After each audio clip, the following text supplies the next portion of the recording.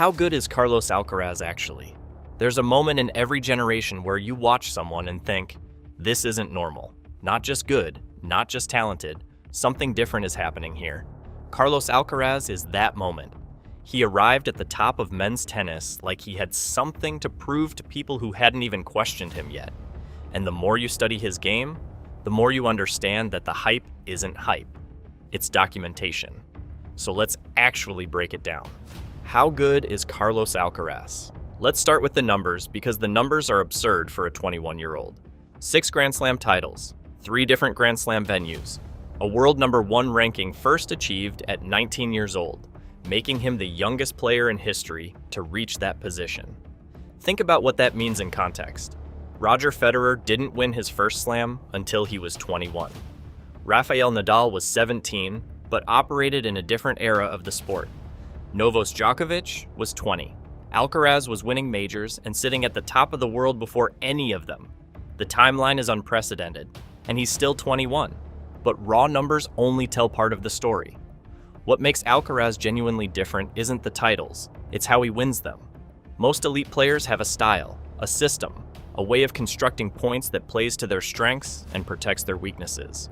Federer built cathedrals with his forehand and approached the net like he owned it. Nadal turned defense into offense better than any player in history. Djokovic built a wall from the baseline and waited for you to make the error. Alcaraz doesn't have a system. He has everything.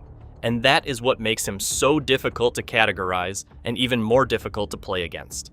Let's talk about the physical side first, because it's the foundation everything else is built on. Alcaraz at 21 has the physical profile of a player who has been in the gym and on court every day of his life. His speed is genuinely elite. Not elite for a big player or elite for someone who hits as hard as he does. Just elite. Full stop. The ATP tracking data has clocked him among the fastest players on tour. And when you watch him move in real time, it doesn't look like effort. It looks like the court is smaller for him than it is for everyone else. He gets to balls that the previous generation of top players simply didn't get to. And he doesn't just retrieve them, he constructs the next shot from them. The serve is underrated. He will never be listed alongside the great servers in history. But what Alcaraz does with his serve is more sophisticated than the raw numbers suggest. He uses it as a setup tool rather than a finisher, opening the court to allow his forehand to do the damage on the next ball. The delivery is heavy, the placement is intelligent, and he has developed enough variety to keep returners guessing without ever needing to rely on the serve as a crutch. At his age, that understanding of how the serve connects to the rest of the point is genuinely unusual. Now, the forehand. This is the weapon. The shot that opponents build entire game plans around neutralizing and still can't contain. The Alcaraz forehand generates power that should not come from a body that moves the way his does. The swing speed is exceptional. The topspin is heavy enough to drag balls back from outside the court. And the range of that shot, from defensive retrieval to outright winner from the same swing shape, makes it extraordinarily difficult to read. He can reshape a point in a single shot, and he does it with a frequency that no other player in the current game matches. The backhand is where it gets interesting. For years, the two-handed backhand was described as the slightly weaker side, something to be targeted. To some degree, that was fair.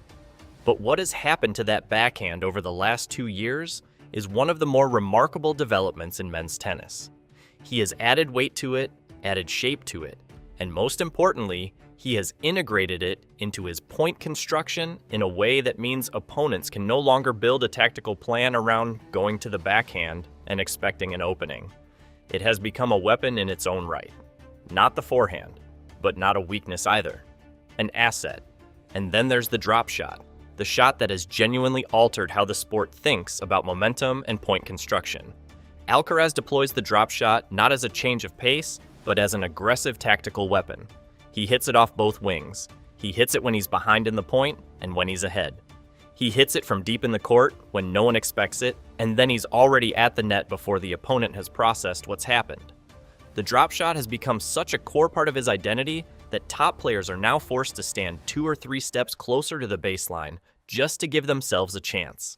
And when they do that, the passing shots open up. It's a trap that has no clean answer, and he sets it constantly. What doesn't get talked about enough is the mental side.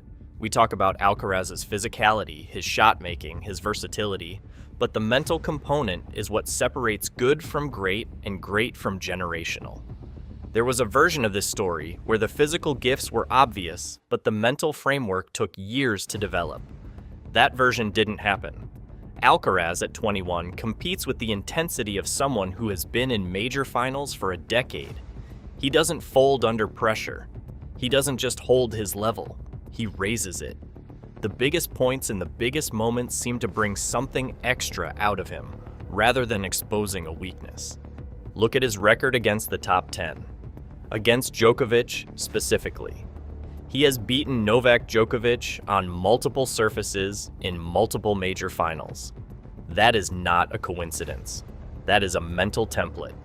Djokovic, for 15 years, has been the most difficult player in the world to beat in a major because his mental strength was simply superior to everyone else in the draw. Alcaraz doesn't look at that and see an obstacle. He looks at it and responds with something that at least matches it and sometimes exceeds it.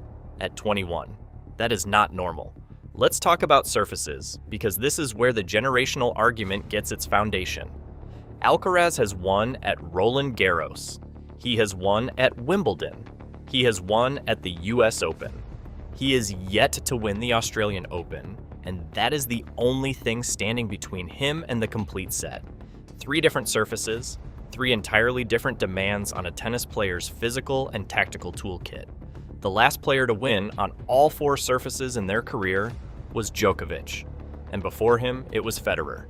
The list of players who have won on 3 or more before the age of 22 is essentially just Alcaraz.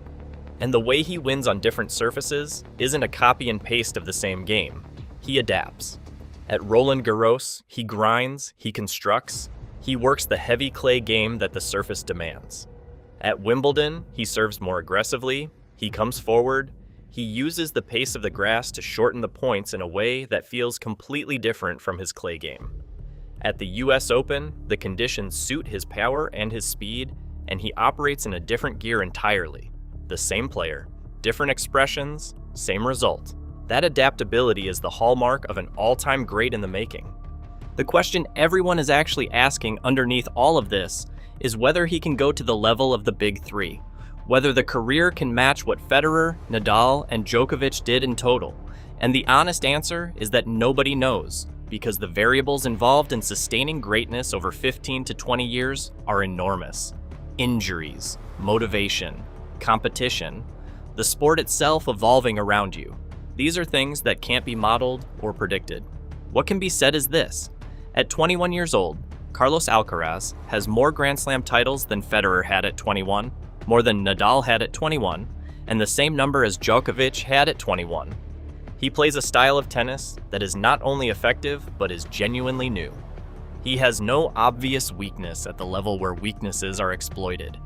And he competes with a mentality that the great players of his generation have not found a consistent answer to. The question was, how good is Carlos Alcaraz? The honest answer is we don't fully know yet because the story isn't close to finished. What we know is that what we have seen so far doesn't have a clean comparison. It isn't Federer, it isn't Nadal, it isn't Djokovic. It's something that hasn't existed before in quite this form.